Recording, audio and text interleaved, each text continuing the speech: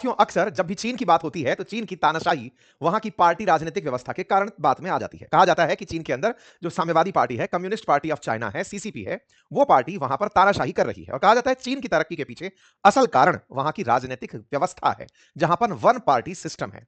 One party system यानी पूरे देश में कोई विपक्ष ही नहीं, एक ही पार्टी पूरे चीन को राज करती है और उस पार्टी का जो चेयरमैन होता है वो देश को चलाता है। यानी जो चीनी राष्ट्रपति हैं असल में वो एक पार्टी के ही प्रेसिडेंट हैं या चेयरमैन हैं या सेक्रेटरी हैं, जो भी पद में सर्वश्रेष्ठ पद उनका है, वो एक पार्टी के सर्वोच्च पद पर बैठे व्यक्ति हैं।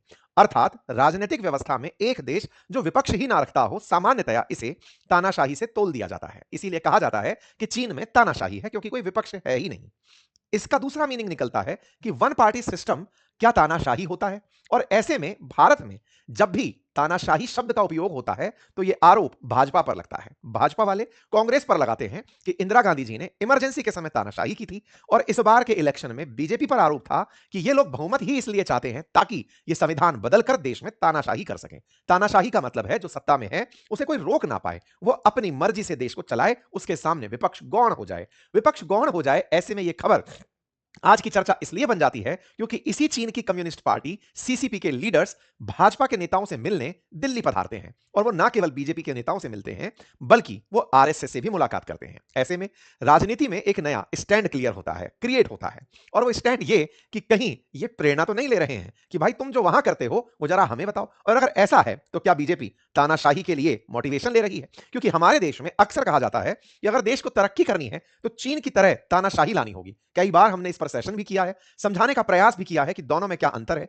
फिर भी आज के सेशन में भी हम इसे लेकर चलेंगे। Bharat as a nationalist party बताते हुए प्रमोट करती चलती है। बीजेपी का मानना है कि वो दुनिया की लार्जेस्ट पार्टी है और देश के अंदर देश के साथ देश के लिए काम करने के लिए राष्ट्रवाद की भावना पर चलती है, और उसमें बिल्कुल इस समय पार्टी के चेहरा बने हुए हैं प्रधानमंत्री नरेंद्र मोदी जी, बिल्कुल वैसे ही जैसे चीन के अंदर उनकी पार्टी के लीडर शी जिनपिंग चेहरा बने हुए हैं। विपक्ष बार बार सवाल में यही उठाता है कि इस मुलाकात को क्या नाम दें, जिसमें चीन के राजदूत के साथ सीसीपी के लीडर आए हुए हैं और वो बीजेपी के लीडर से मुलाकात कर रहे हैं। यह तस्वीर हेडलाइन बनती है कि चाइनीज कम्युनिस्ट पार्टी के डेलीगेशन का बीजेपी ऑफिस में विजिट होता है, और यह विजिट गलवान वैली इंसिडेंट के बाद पहली बार होता है।